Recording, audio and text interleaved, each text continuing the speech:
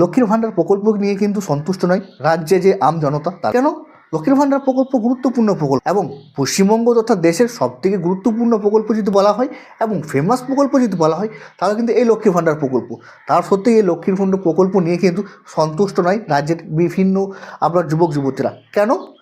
তাদের একটা মত হচ্ছে যে লক্ষ্মীর ভাণ্ডার প্রকল্প একমাত্র নয়, রাজ্যে কিন্তু বিভিন্ন প্রকল্প রয়েছে, সে সমস্ত প্রকল্পের কথা বলা হচ্ছে না। বেশি উদ্যোগ নিচ্ছে এই যে লক্ষ্মীর ভাণ্ডার প্রকল্প, সেই লক্ষ্মীর ভাণ্ডার প্রকল্প 2021 সাল থেকে যখন এই লক্ষ্মীর ভাণ্ডার প্রকল্প এসেছে দিনের পর দিন এর কিন্তু জনপ্রিয়তা বেড়ে গেছে। লক্ষ্মীর ভাণ্ডার প্রকল্পের দ্বারাতেই রাজ্য কিন্তু প্রথমে 500 টাকা এবং 1000 টাকা দিত, পরবর্তীতে সে টাকা বাড়ানো হয় এবং সে টাকা 1000 টাকা এবং 1200 টাকা করা হয়। আবার বর্তমানে শোনা যাচ্ছে লক্ষ্মীর ভাণ্ডারের যে টাকা সে টাকা আবার বাড়বে। শুধু একমাত্র যে রাজ্যে লক্ষ্মীর ভাণ্ডার প্রকল্প রয়েছে তা তো নয়, এছাড়াও আরও বিভিন্ন প্রকল্প রয়েছে। এছাড়াও বিভিন্ন প্রকল্প যেগুলো রয়েছে সেগুলোতেও রাজ্য সরকার দেখছে, কিন্তু রাজ্যে এমন একটি প্রকল্প রয়েছে যে প্রকল্পের দিকে তাকায় না রাজ্য সরকার। কী প্রকল্প?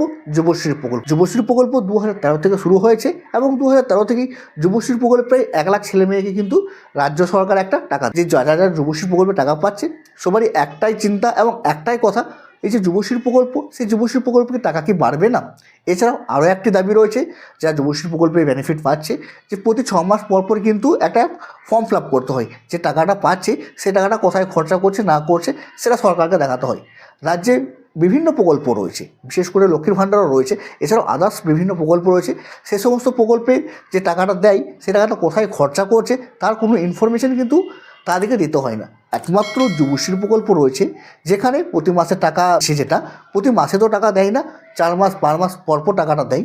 তারপরেও প্রতি 6 মাস পরপর কিন্তু সরকারকে দেখাতে হয় যে টাকাটা টাকা দিচ্ছে সে টাকাটা কোথায় খরচা করে। এই নিয়েই কিন্তু রাজ্যে বিভিন্ন যুবক যুবতী রয়েছেন যারা বিশেষ করে বেকার যুবক যুবতী এবং লক্ষ্মী ভাণ্ডার টাকা রয়েছে, তারা কিন্তু তাদের মনের মধ্যে একটা চিন্তা রয়েছে যে রাজ্যে বিভিন্ন প্রকল্প দিয়ে কিন্তু রাজ্য সরকার তাকাচ্ছে এবং তাদের যে টাকা সে টাকা বৃদ্ধি পাচ্ছে এবং সময় মতো তারা টাকাটা পাচ্ছে।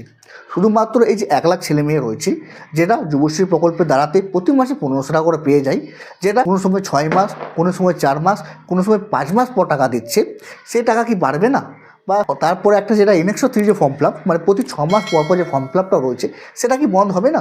তার জন্যই কিন্তু অনেকেরই চিন্তাভাবনা রয়েছে যে রাজ্য সরকার কখন এই যে প্রকল্প রয়েছে এই প্রকল্পকে তাকাবে, কখন এই টাকার বৃদ্ধি পাবে এবং কখন এই টাকা যেটা দিচ্ছে সেটা সময় মতো পাবে, এবং বিশেষ করে এই যে একটা নতুন যে ফর্ম NX-3 ফর্ম, সেই ফর্মটা কবে বন্ধ হবে। সবারই কিন্তু এটা দাবি রয়েছে, রাজ্য সরকার এই প্রকল্পের দিকে এখনও তাকাচ্ছে না, তার জন্য সবারই একটা দাবি রয়েছে যে রাজ্য সরকার যাতে বিভিন্ন প্রকল্পের দিকে যেমন বিভিন্ন সময় প্রচার করছে, যাতে এই যে যুবশ্রী প্রকল্প সেই যুবশ্রী প্রকল্পের যাতে প্রচার করা হয়, এটা সবারই দাবি রয়েছে। আশা করি যে সমস্ত ভাই বোনেরা যারা যুবশ্রী থেকে প্রতি মাসে 1500 টাকা করে পাচ্ছে তারা কিন্তু আমার এই কথায় সহমত হবে। যদি আপনারা সহমত হন অবশ্যই কমেন্ট করুন। আমরাও কিন্তু আশা করে থাকবো যে রাজ্য সরকার এই যে যুবশ্রী প্রকল্প, এই যুবশ্রী প্রকল্পে যে টাকা সে টাকা বৃদ্ধি নিয়ে যদি কোনো রকম কথা বলে, এবং তারই সাথে সাথে NX-3 যে ফর্ম ফিল আপ, সেই NX-3 ফর্ম ফিল আপ যদি বন্ধ করা হয় সেই দিকেও যাতে কোনো একটা সিদ্ধান্ত নেয়।